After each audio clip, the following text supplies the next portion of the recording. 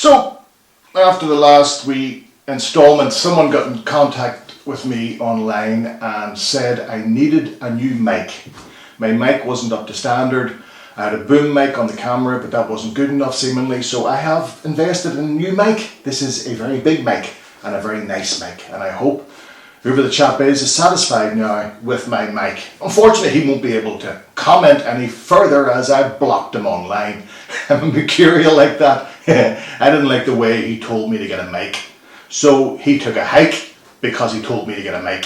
And that's the way it is. I have more people blocked online that I think have following me. And that's fine by me. I do not mind at all. But we'll come to more comments at the end because there were some good ones. And if you're going to comment, just be aware that I may comment on you commenting. You understand? So just be careful about your comment if you don't want me to comment on your comment. This week has been Fallout. The DUP is in free fall. Does anybody know what's happening? Does anybody know what's going on? I remember the good old days when all Arlene had to worry about was a united Ireland. Do you remember when she said she was going to leave if there was United Ireland? I know you've said in the past that if United Ireland ever came about, that you'd up sticks, you'd leave. Yeah. Well, because I don't think that I would feel comfortable, and that's why I think I would leave, because what is the point of staying in a place where you don't feel comfortable? Little did she know that it would get uncomfortable before there was any talk of a United Ireland. Despite our backgrounds, our attitudes, our social identity that is varied, our unity is found in that core passion that we are British people whose forefathers made this country and who intend to ensure that generations of our grandchildren will continue to inherit it. Such eloquence, such articulation, such deep and profound thoughts, not since the days of Churchill, Kennedy, Martin Luther King, as a speaker of the magnitude of Edwin Poots, come onto the public arena. I don't know about you. Is it only me? Is it only me? See when I see Edwin with that sort of startled look on his face, I just see Looney Tunes. Do you understand? I expect him to open his mouth and Looney Tunes come out.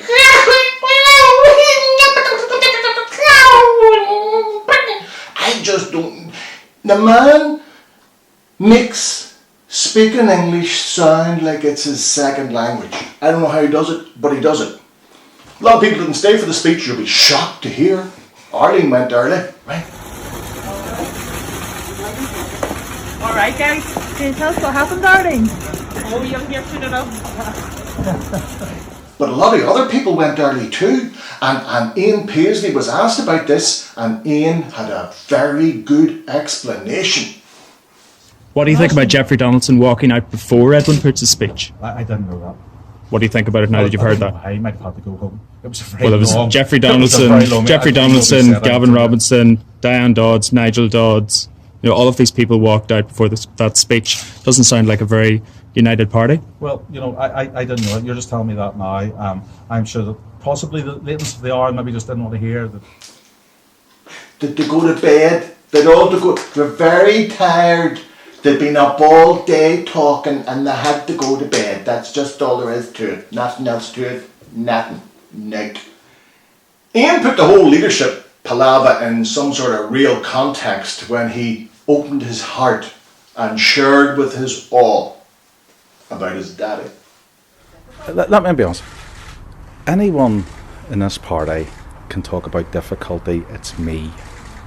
I saw what happened to my dad. It killed my father. Right. Ian's still sniffing around. I think Ian hopes that maybe he'll get something.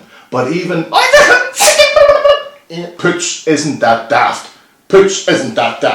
But he's tragically the first choice for Edwin. Mervyn Story, his First Minister. He said no. So when Mervyn isn't as slow as he looks, Mervyn said no. And so they're casting the net not too far, because there isn't that many left to actually be. Actually, there's a chance I could be First Minister. I think there's a fair chance that before the next couple of weeks are out, Edwin could be phoning me. Nigel Dodds leaving the meeting, storming out, making up for storming out. before Edwin did his speech. And I'm going to try to blow it up. It's a brilliant picture. It's a brilliant picture, because what we have here is the guy in the white dressing gown. Obviously, first time out since the whole COVID thing. He's out enjoying himself. He's booked himself into the plaza. He's having a bit of a weekend. Probably him and the wife having a swally, enjoying themselves. He wanted a wee bottle of juice. He went down, got his bottle of juice. He didn't care who was having a meeting in the plaza. He just walks in with his dressing gown and his flip-flops from the hotel. And the best photobomb I have seen in years. Arlene Foster had her last visit with a PM. Now, I have to be honest, if I was Arlene visiting Boris for the last time, I would have had a hammer in my handbag. I would have done his knees. I would have... Not only is Arlene going to leave the DUP because it's got nasty, but she done a wee tricky dicky at the very end. What she did was she switched the DUP leader account into her own name, taking over 90,000 followers with her, and somebody was watching that online and took the DUP leader account, and it is now a parody account. I don't know who you are, but you're a genius. Well, it's all bad news for Arlene this week. She won her libel case against the TV doctor Christian Jensen, who made scurrilous and totally unfounded accusations on Twitter, and it's going to cost him 125 grand. And fair play to her. I made a little light-hearted remark on Twitter that I wondered where she would be donating the money to, and there was a lot of people who didn't like that. And one guy said to me, Jake, if you were involved in a sex scandal like that there, you'd give the money to charity. To which I replied, just to be involved in a sex scandal at my age would be reward enough to get the money. I'd be chuffed. Just being mentioned in a sex scandal. Love it. There was already a defection. There was one person has gone, Paul Bell. I never heard of him. You heard of him? I never heard of him. Who knew him? He's gone. But I didn't even know he was there before he went. So, no, not a big thing. But there's rumours that maybe, possibly, there could be defections from the DUP to the UUP. The question that hasn't been asked is, do the UUP want them? I think Doug may be standing there going, listen, thanks, I appreciate it, honest to God, listen, Arlene, you were here, you went, you're not coming back. Alright, I'm sorry, no, thank you very much. Right, no, on you go, thank you. One of the interesting things, one of the big stories to come out, is that the police are now probing, says here in the Irish News, the police are probing an accusation by Jeffrey Donaldson that a member of his team was threatened by the UDA. Ooh, paramilitaries becoming involved in Northern Irish politics.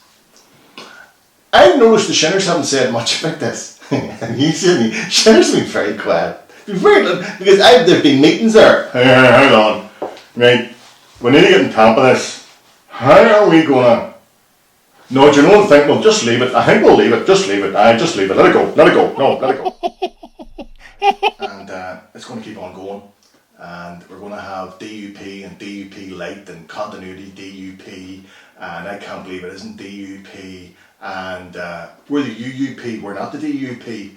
And there's so many of the DUP now in the UUP. Maybe the UUP is DUP Light. I don't know what's going to happen. But it's going to keep on going. And Jerry's going to keep laughing. That's the top. That's a guarantee. Jerry's loving this. Jerry's loving this. So, going forward, bit of crack. If you want to comment, if you want to ask me questions, if there's something you want me to talk about, then just bang it on the YouTube, and I'll see what I can do week in, week out. A wee bit more interaction. Wee bit more, find out who you are, because I really don't care, but it's important that you do this. Seemingly you let on that you care. Seemingly people tell me this, but I still haven't worked out the mic, I haven't worked out the computer, I haven't worked out the camera, so all this is going to take a bit of time. And if you want slick, slip on. This is not going to be slick. I don't do slick. Look at this face. How can I do slick? Something popped up in my Twitter feed during the week, and it's a bit of a conundrum. I'm really in a bit of a conundrum as to whether I even want to comment on it. And the only reason I have is because it's very negative, but something beautiful and positive came out of it. There's a person called Gemma O'Doherty, and you probably haven't heard of her, and that's lucky for you. She's an entity in the Republic, a far-right conspiracy theorist lunatic who is anti-vaccination, who is anti-women, who's anti-gay, who's anti-life, basically.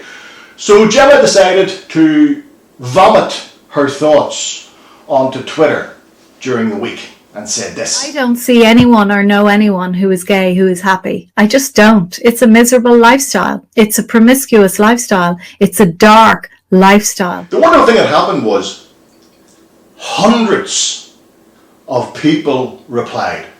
Hundreds of gay couples went online and posted pictures of them and their families and enjoying themselves and living life and loving and getting on with stuff.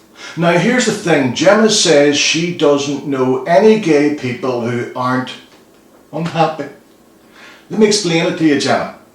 The only reason those people, and in fact any people around you are unhappy is because they're around you, you witch.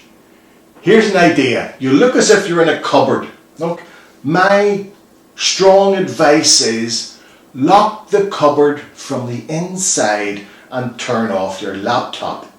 Nobody gives a shite what you think.